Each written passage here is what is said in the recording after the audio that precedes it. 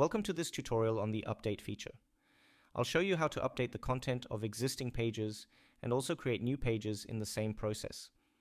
This comes in very handy when you want to update some details of certain pages or want to add a new entry to an existing page creation. As you can see, we have already created two pages with the template page test image brand.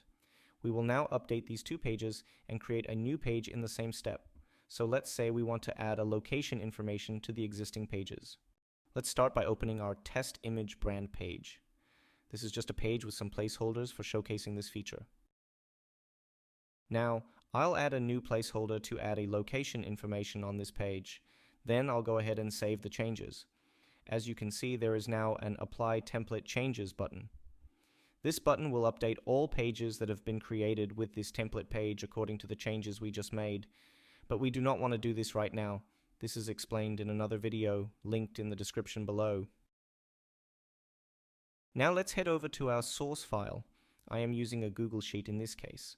I have added the location column, so I can now use the placeholder location on my template page as we just did.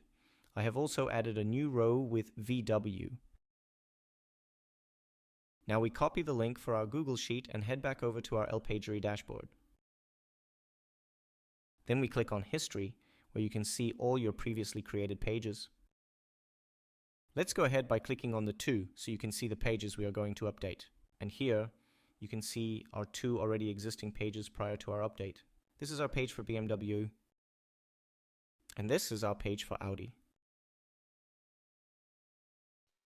So let's go back to the LPagery history settings and click the pencil icon next to the pages you want to update.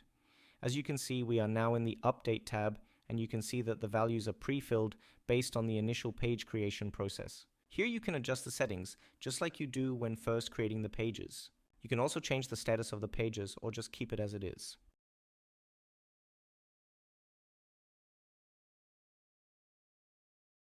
Then go ahead and click on Add New Input. In our case, we are using a Google Sheet, so I go ahead and paste the link from our updated Google Sheet and click on Next.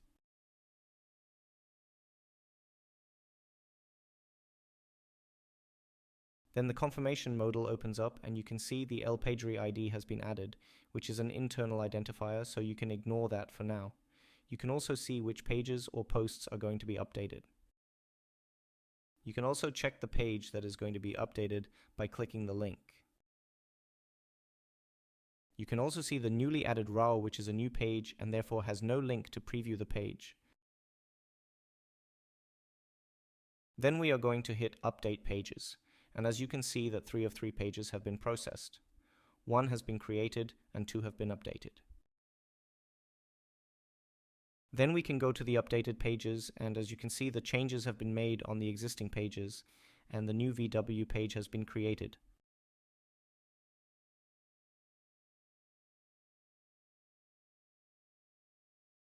Thank you very much for watching, and let us know if you have any questions in the comments below.